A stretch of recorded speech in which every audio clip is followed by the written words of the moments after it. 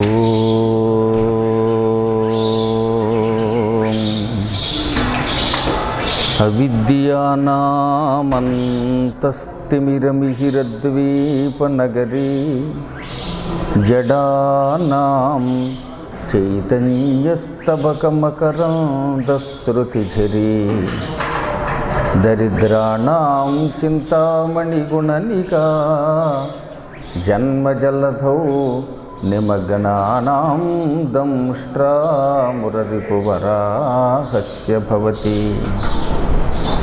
శుక్లాంబరధరం విష్ణుం శశివర్ణం చతుర్భుజం ప్రసన్నవదనం ధ్యాయేత్ సర్వవిఘ్నోపశాంతయే.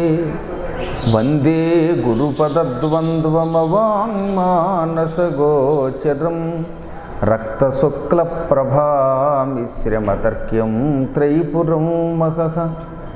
నారాయణం నమస్కృత్య నరం చైవ నరోత్తమం దేవీం సరస్వతీం వ్యాసం తతో జయముదీరయేత్.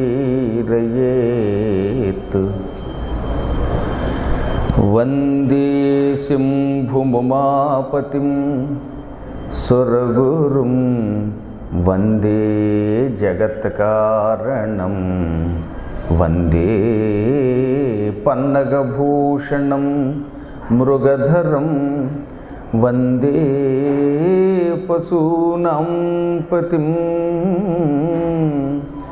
వందే సూర్యశశాంకవన్నినయనం వందే ముకుందప్రియం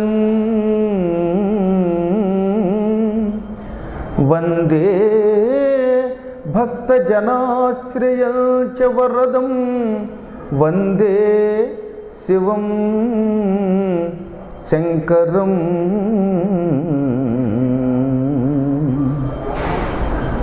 నమః శివాభ్యాం నవయౌవనాభ్యాం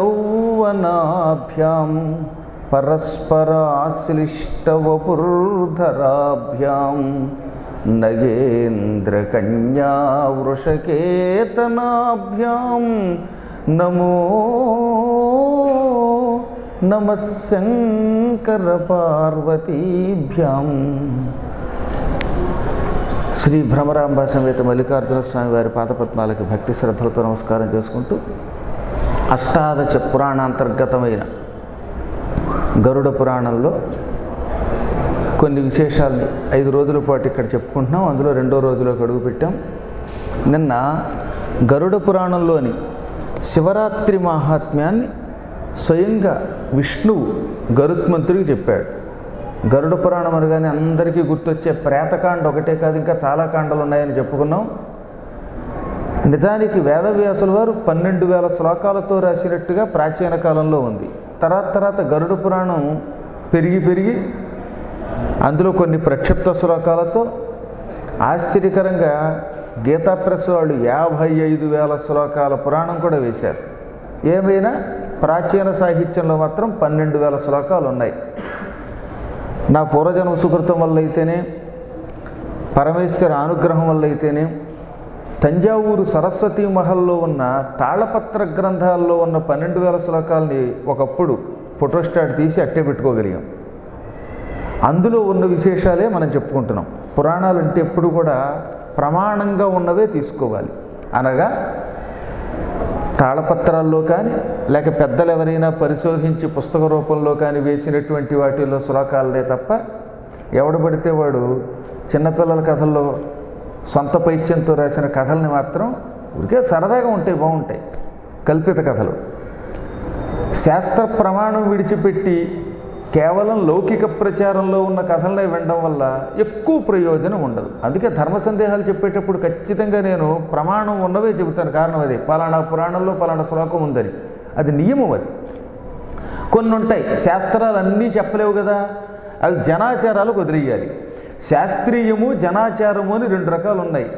శాస్త్రీయం అంటే పురాణ గ్రంథాలలోనో వేదాలలోనో ఉపనిషత్తులలోనో లేక మనువు పరాశరుడు యాజ్ఞవల్క్యుడు వంటి వాడు రాసిన స్మృతులలోనూ ఉన్నటువంటి వాటిని ప్రమాణంగా తీసుకుని వాటిలో చెప్పినట్టు అనుసరించటం శాస్త్ర ప్రమాణం. అలా అన్నీ చెప్పలేరు కదా. పొద్దుట స్నానం చేయండి అని చెప్తారు, కానీ స్నానం చేయండి, స్నానం చేసేటప్పుడు కుంకుడుకాయ పెట్టి రుద్దుకోండి, లేకపోతే సబ్బు పెట్టి రుద్దుకోండి, ఇవన్నీ ఎవడు చెప్తాడు? ఇవాళ దీక్షాపరులు చేస్తున్న కొన్ని పొరపాట్లు ఏమిటంటే, దీక్షా సమయాల్లో సబ్బు వాడకూడదని ఎవడో చెప్పాడు. ఆ రోజుల్లో సబ్బు లేదుగా. సబ్బున స్నానం నకుర్యాత్ అని చెప్పడానికి శ్లోకం.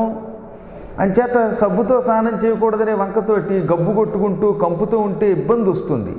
శుచి ప్రధానం అక్కడ. శరీరము నుంచి మలినములు పోయేలాగా స్నానం చెయ్యాలి. అలా చేయకుండా కేవలం దీక్ష అనే వంకతోటి ఏ స్నానము లేకుండా బుడుంగురు మురిగి లేచొస్తే అప్పుడు క్రమంగా వీడు కుళ్ళిపోయినటువంటి ఎలక వాసనతో తిరుగుతూ ఉంటే ఇటువంటి వాళ్ళతో రైళ్లలోనూ బస్సుల్లోనూ ప్రయాణించేట ఇబ్బంది అవుతుంది. కాబట్టి మన ప్రమాణములు ఎప్పుడూ కూడా భోగములు వద్దున్నాయి, అంతేగాని రోగములు తెచ్చుకోమల్లా. సుగంధ ద్రవ్యాలతో లేనిపోని భోగాలు అనుభవించద్దురా అని చెప్పేవి తప్ప దీక్షాకాలంలో శరీర శుచిని విడిచిపెట్టమని ఎప్పుడూ చెప్పవు. అలాగే అగ్గిపెట్టితో దీపారాధన చేయకూడదని కొంతమంది అగరత్తులు వెలిగించమని చెబుతున్నారు. అగ్గిపెట్టినా దీపారాధన నకుర్యాత్ లాంటి ప్రమాణాలు ఉండవు.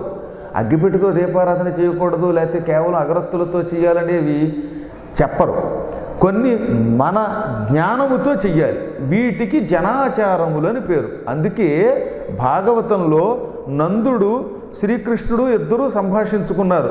గోవర్ధన పర్వతాన్ని ఎత్తడానికి ముందు ఇంద్రయాగాన్ని ఆపడానికి కృష్ణుడు తండ్రితో అంటాడు, మీరు యజ్ఞం చెయ్యాలని వచ్చారు, యాగంబు నర్ధింప చేయంగా నర్ధింపి వచ్చి తిరిగి యాగమున ఫలమేమి కలుగు, శాస్త్రీయమో జనాచారమో అన్నాడు. మీరు చేసే యజ్ఞం శాస్త్ర ప్రమాణంతో కూడినదా లేక కేవలం జనాచారమా? ఒక్కొక్కప్పుడు జనాచారం శాస్త్రాలను కూడా దిగమింగుతుంది కనుక అప్పుడు వాళ్ళు ఇది మేము జనాచారంతో చేస్తున్నామన్నారు. జనాచారం అయితే నేను శ్రేష్ఠుండి గనక నా మాట ప్రకారం యాగం ఆపేయండి అన్నాడు ఆయన. అందువల్ల ఇవన్నీ మనం ఇప్పుడు చెప్పుకుంటున్నవన్నీ శాస్త్ర ప్రమాణములతో కూడిన కథలు. అందులో భాగంగా గరుడ పురాణంలో ఒక అద్భుతమైన శివరాత్రి మహాత్మ్య కథ ఒకటి ఉన్నది. స్వయంగా భగవంతుడు కృష్ణుడు గరుత్మంతుడికి చెప్పాడు శివుడి గొప్పతనాన్ని. ఇంకోడు చెబితే మనం నమ్మం. శ్రీకృష్ణ పరమాత్మ అంతటివాడు, శ్రీహరి అంతటివాడు, భగవంతుడని పిలువబడేవాడు గరుత్మంతునికి తన వాహనానికి ఈ సృష్టిలో అన్నిటికంటే గొప్ప మహిమ కలిగినటువంటి రాత్రి శివరాత్రి అని చెప్పాడు. అది మనం ప్రారంభించుకున్నాం. చంద్రసేనుడు అని పేరు కలిగిన ఒకానొక నిషాదుడు, ఒక బోయవాడు, కేవలం మాంసం తినడం కళ్ళు తాగడం తప్ప ఎరగనటువంటి వాడు. ఒక రోజున వాళ్ళ ఆవిడ పెళ్లి రోజుకి 4-5 కడవలతోటి నేను కళ్ళు తీసుకొస్తాను, నువ్వు అడవికి వెళ్ళి జంతువుల్ని వేటాడి ఆ మాంసం తీసుకురా, వీలున్నంత వరకు జింక మాంసం తీసుకురా అని ఆజ్ఞాపించింది. ఇంతవరకు మనం చెప్పుకున్నాం. ఈ చంద్రసేనుడు భార్యని సంతోషపెట్టడానికి పెళ్లి రోజునాడు హాయిగా ఇద్దరూ కలిసి ఏదో మాంసం అది తిని కళ్ళు తాగి విహరించి ఆనందం పొందడానికి బయలుదేరాడు. అంటే ఆ రోజుల్లో కూడా పెళ్లి రోజుని అడవులలో తిరిగే బోయేవాళ్ళు కూడా ఆనందంగా జరుపుకునేవారు. ఇది గుర్తుపెట్టుకోండి. మ్యారేజ్ డే ఫంక్షన్ అనేది ఇవాల్టిది కాదు, ఎప్పుడూ చేసుకున్నారు. కృతయుగంలో ఇంకా త్రేతాయుగం నాటి ఆచారాలు రాని రోజుల్లో, పెద్దగా జనాభా పెరగని రోజుల్లో అడవుల్లో తిరిగేటటువంటి బోయేవాళ్ళు కూడా వివాహ దినోత్సవం జరుపుకున్నారట. ఇక మీదట మీరు కూడా నయనలారా బాగా చదువుకుని రేపు పొద్దున సంసారంలో ప్రవేశించాక జీవితంలో పెళ్లి రోజును మాత్రం మర్చిపోకుండా ఆ రోజు ఎక్కడున్నా కనీసం అమెరికాలో ఒకడు ఆఫ్రికాలో ఒకడు ఉన్న ఫోన్ అన్నా చేసుకుని గడపాలని శాస్త్రం. పుట్టినరోజు, వివాహ దినోత్సవం ఇటువంటి వాటిని భూమి మీద పుట్టిన ప్రతి జీవి జరుపుకుని ఆనందంగా గడపండి అని మనువు కూడా చెప్పాడు మనుస్మృతిలో. అన్నిటికంటే భార్యని సంతోషపెట్టడం, భార్య భర్తని సంతోషపెట్టడం, ఈ రెండు ఉత్తమ ధర్మాలు. పిల్లలుగా ఉన్నప్పుడు తల్లిదండ్రులు వాళ్ళని ఆనందపెట్టడం, పిల్లలు క్రమంగా 14 ఏళ్ళు దాటాక తల్లిదండ్రులను ఆనందపెట్టడం చెయ్యాలి. అనగా 14 ఏళ్ల లోపు వరకు పిల్లలకి పుట్టినరోజులు తల్లిదండ్రులు తప్పక చేసి తీరాలి. పెద్దయ్యాక అంటే 14 ఏళ్ళు దాటాక తల్లిదండ్రుల పుట్టినరోజు, వాళ్ళ పెళ్లి రోజులు, వాళ్ళ షష్ఠి పూర్తులు ఇవి పిల్లలు చెయ్యాలి. ఇలా పరస్పరం ఒకరినొకరు ఈ ప్రత్యేకమైన దినాలలో ఆనంద పెట్టుకుంటే దీనివల్ల కూడా కొన్ని నరక బాధలు తగ్గుతాయి అని చెబుతోంది గరుడ పురాణం కూడా. అందువల్ల ఈ బోయేవాడు భార్య కోసం జింక మాంసం తేవడానికి బయలుదేరాడు. ఒక నల్ల జింక దొరికింది వాడికి. వెంటనే వీడు కోదండం ఎక్కుపెట్టాడు. ఈ కృష్ణ మృగం వెంటబడ్డాడు. ఆ మృగం మహావేగంగా పరిగెత్తింది. దొరకమంటే దొరకదది. వీడు జంతువుని ఏమైనా వేటాడి ఆ మాంసం తీసుకొచ్చి భార్యకి ఇవ్వవలసిందే పెళ్లి రోజు అనే ఉద్దేశంతో నల్ల జింక వెంటబడ్డాడు. అది దొరికినట్టు దొరికేది, వీడు తీరా బాణం వేయబోయే సమయానికి పొదల్లో మాయమైపోయేది. వీడు ఆ రోజు ఒళ్ళు మండిపోయి విసిగిపోయి పరిగెత్తలేక కొండల్లో కోనల్లో ఎక్కి దిగి పరిగెత్తడానికి అలవాటు పడినవాడు కూడా ఆ పూట పెద్దగా పరిగెత్తలేక అలిసిపోయి అయినా పట్టు వదలని విక్రమార్కుడిలా దాని వెంట అలా తిరిగాడు. ఉదయం బయలుదేరినటువంటి వాడు సాయంకాలం వేళ వేటకి ఇంచుమించుగా 3 వాళ్ళ ఆవిడ కోదండం ఇస్తే బయలుదేరిన వాడు రాత్రి 7 అయినా అది దొరక్క దాని వెంట తిరిగాడు. క్రమంగా చీకటి పడిపోయింది.